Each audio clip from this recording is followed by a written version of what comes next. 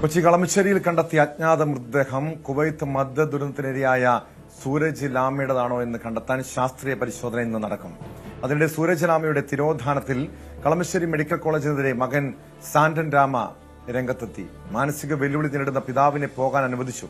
മാധ്യമങ്ങളിൽ വാർത്ത വന്നപ്പോൾ അജ്ഞാതനെന്നത് സൂരജ് ലാമയെന്ന് മാറ്റിയെന്നും പിതാവിനെ ജീവനോടെ കണ്ടെത്തി തരുമെന്ന് സിറ്റി പോലീസ് കമ്മീഷണർ ഉറപ്പ് നൽകിയിരുന്നതായും സാന്റൻ രാമ പ്രതികരിച്ചു.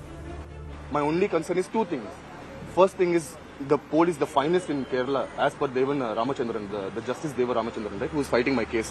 The judge, High Court judge, he himself had promised me, saying that the finest will find him.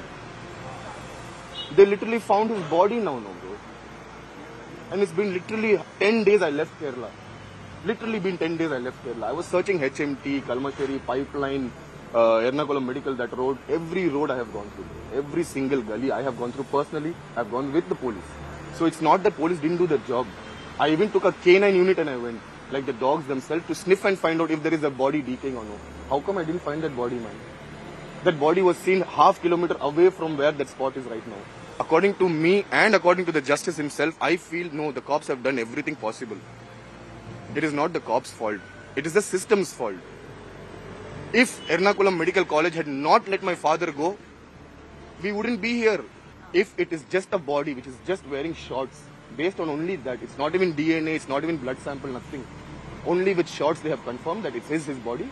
Because one of the cops who I trust a lot, he has seen my father's pictures. How he used to be, how he became during the incident, how he's become after he landed in Kerala. That's like a big difference. വിശദാംശങ്ങളുമായി കൊച്ചിയിൽ നിന്ന് ആജ്ഞ രവീന്ദ്രൻ ചേരുന്നുണ്ട്. ആജ്ഞ, മരിച്ചത് സൂരജ് ലാമയാണോ എന്ന് ഇതുവരെയും കണ്ടെത്താൻ കഴിഞ്ഞിട്ടില്ല. അതിന്റെ പരിശോധന നടക്കുന്നുണ്ട്. അതിനിടെ ഈ മകൻ സാന്റൻ ലാമ കളമശ്ശേരി മെഡിക്കൽ കോളേജിനെതിരെ ഗുരുതരമായിട്ടുള്ള ആരോപണം ഉന്നയിക്കുന്നു. മാനസിക വെല്ലുവിളിയുള്ള ആളെ എന്തുകൊണ്ടാണ് ഇങ്ങനെ പുറത്തു പോകാൻ അനുവദിച്ചത്? പോലീസിന്റെ ഭാഗത്തും പോലീസിനെതിരെയും ഇയാൾ ആരോപണം ഉന്നയിക്കുന്നുണ്ടോ? എന്താണ് കുടുംബം പറയുന്നത്?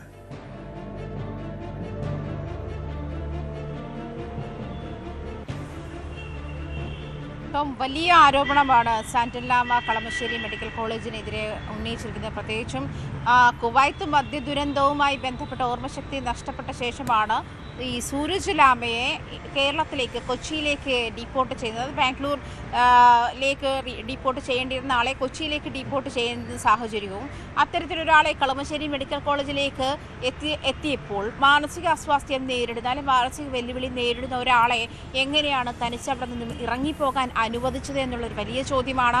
അത് ഈ ആരോഗ്യ പ്രവർത്തകരുടെ ആരോഗ്യ മേഖലയുടെ വലിയ ഉത്തരവാദിത്തമില്ലായ്മയിലേക്ക് വിരൽ ചൂണ്ടുന്ന ഒന്ന് തന്നെയാണ്. അതിനകത്ത് ഒരു തർക്കവുമില്ല. അദ്ദേഹം പറയുന്ന അദ്ദേഹത്തിൻ്റെ പ്രതികരണത്തിൽ നിന്ന് നമ്മൾ കേട്ടതാണ്.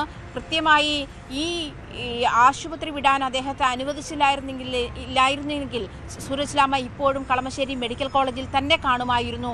ഈ പറയുന്ന മൃതദേഹം ഐഡന്റിഫൈ ചെയ്യുന്നത് വരെ, അല്ലെങ്കിൽ സൂരജ് ലാമയുടേതാണ് എന്ന് ഐഡന്റിഫൈ ചെയ്യുന്ന സാഹചര്യം ഉണ്ടാകുമ്പോൾ പോലും അത് വലിയൊരു ഉത്തരവാദിത്തമാണ് കളമശ്ശേരി മെഡിക്കൽ കോളേജ് അധികൃതർക്ക് ആ വിഷയവുമായി ബന്ധപ്പെട്ടുള്ളത് എന്നുള്ള കാര്യമാണ് വ്യക്തമാക്കുന്നത്.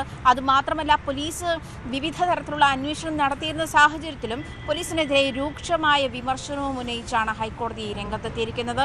ഹൈക്കോടതി ഇതുമായി സർക്കാർ സൂരജ് ലാമയുടേതെന്ന് തോന്നുന്ന തരത്തിലുള്ളൊരു മൃതദേഹം കണ്ടെത്തിയിട്ടുണ്ട്. പരിശോധനകൾ നടന്നു വരുന്നതേയുള്ളൂ. ഈ പരിശോധനയ്ക്ക് ശേഷമേ ഇത് വ്യക്തമാവുകയുള്ളൂ എന്നുള്ള കാര്യം ഹൈക്കോടതി അറിയിക്കുന്ന ഒരു സാഹചര്യമുണ്ടായി.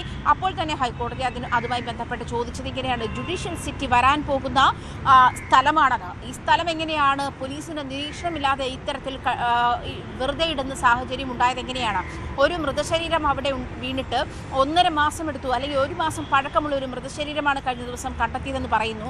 ആ ഒരു സാഹചര്യത്തിൽ എത്ര മൃതദേഹങ്ങൾ അവിടെ ഉണ്ടാകും?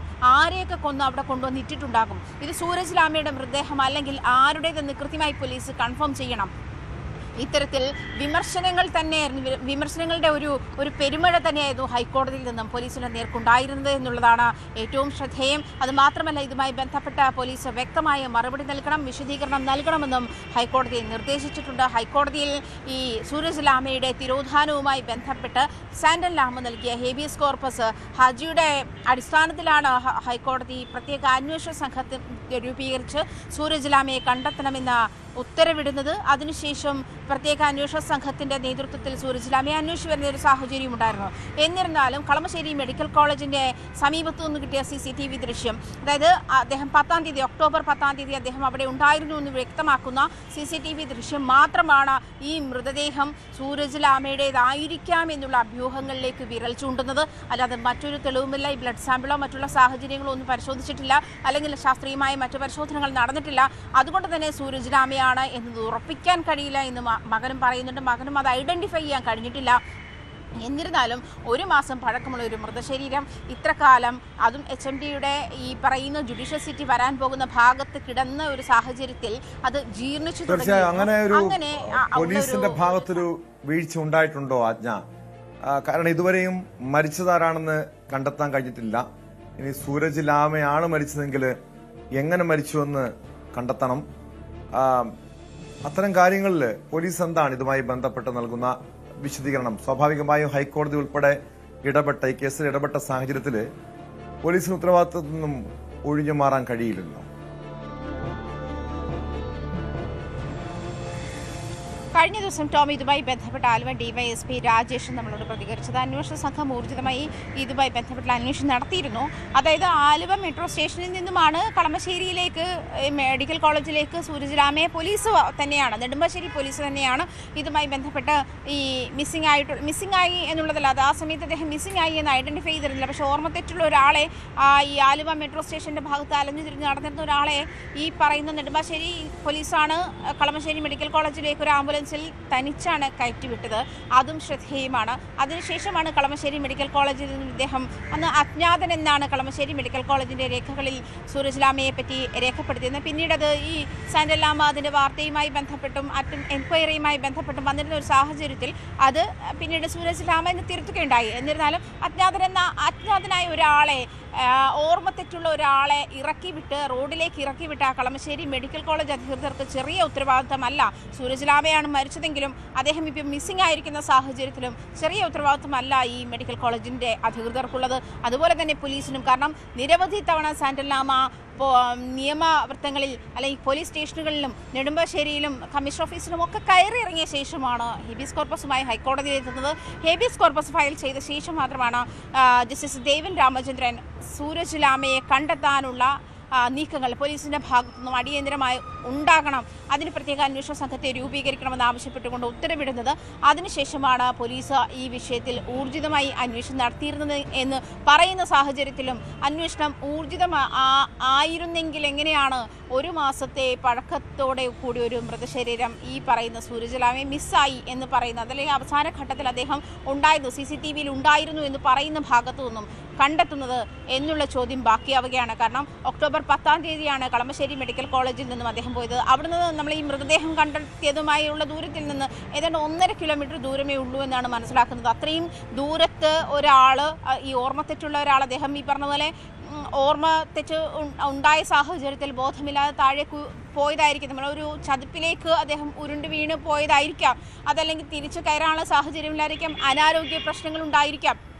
അത്തരം സാഹചര്യത്തിലൊക്കെ അതും ആശുപത്രിയിൽ നിന്നും തനിയെ ഒരാളെ പുറത്തേക്ക് വിടുക, അയാളെ അന്വേഷിക്കാതിരിക്കുക, അയാൾ എവിടെ പോയി എന്ന് അന്വേഷിക്കാതിരിക്കുക, തനിച്ചുള്ള ഒരാളെ അയാളെ മറ്റ് ആരെങ്കിലും അന്വേഷിച്ച് വരുന്നവരെ സുരക്ഷിതരായി കീപ്പ് ചെയ്യാതിരിക്കുക തുടങ്ങിയ നിരവധി ആരോപണങ്ങൾ കളമശ്ശേരി മെഡിക്കൽ കോളേജ് അധികൃതർക്ക് നേരെ ഉയരുന്നുണ്ട്. അത് തന്നെയാണ് മകൻ സാൻഡൽ ലാമയും പറയുന്നത്. അതുമാത്രമല്ല പോലീസിന്റെ ഭാഗത്തുനിന്ന് വീഴ്ചയുണ്ടായിട്ടുണ്ട് എന്ന് തന്നെയാണ് വിലയിരുത്തൽ. അത് ഹൈക്കോടതി അതിരൂക്ഷമായി തന്നെയാണ് ഹൈക്കോടതി വിമർശിച്ചിരിക്കുന്നത്. പ്രത്യേകിച്ചും ഈ ഭാഗത്ത് എത്ര മൃതദേഹങ്ങൾ ഉണ്ടായിരിക്കും, നിങ്ങൾ അറിയാതെ പോയിട്ടുള്ള എത്ര മൃതദേഹങ്ങൾ ഉണ്ടായിരിക്കും, മൃതദേഹങ്ങൾ എങ്ങനെയാണ് ഒരു മൃതദേഹം വന്നത്, ഇനിയും ആരെങ്കിലുമൊക്കെ ഇവിടെ കൊന്നു ഇടുന്നുണ്ടെങ്കിൽ തന്നെ അറിയാൻ കഴിയുന്നില്ലേ എന്നൊക്കെ കോടതി ചോദിക്കുന്ന ഒരു സാഹചര്യത്തിലേക്ക് പോയി. ഇത് മാത്രമല്ല, സൂരജ് ലാമയുടെ മൃതദേഹമല്ല അതെങ്കിൽ അത് ആരുടേതാണ് എന്ന് വ്യക്തമാക്കണം, അത് ഐഡന്റിഫൈ ചെയ്യണം. ഇതിൽ വ്യക്തമായ വിശദീകരണം പോലീസ് കോടതി നൽകേണ്ട ഇതുമായി പ്രധാനമായ ചോദ്യങ്ങളാണ് ഈ കേസുമായി ബന്ധപ്പെട്ട്, സൂരജ് ലാമയുടെ തിരോധാനവുമായി ബന്ധപ്പെട്ട് കോടതി ചോദിച്ചിരിക്കുന്നത്. പോലീസിനും കളമശ്ശേരി മെഡിക്കൽ കോളേജ് അധികൃതർക്കും ഈ കേസിന്റെ ഉത്തരവാദിത്തത്തിൽ നിന്നും അങ്ങനെ ഒഴിഞ്ഞുമാറാൻ കഴിയില്ല. എന്തായാലും കോടതിയുടെ കൃത്യമായ നിരീക്ഷണമുണ്ട് എന്താണ് സൂരജ് ലാമയ്ക്ക് സംഭവിച്ചതെന്ന കാര്യത്തിൽ വ്യക്തത വരണം.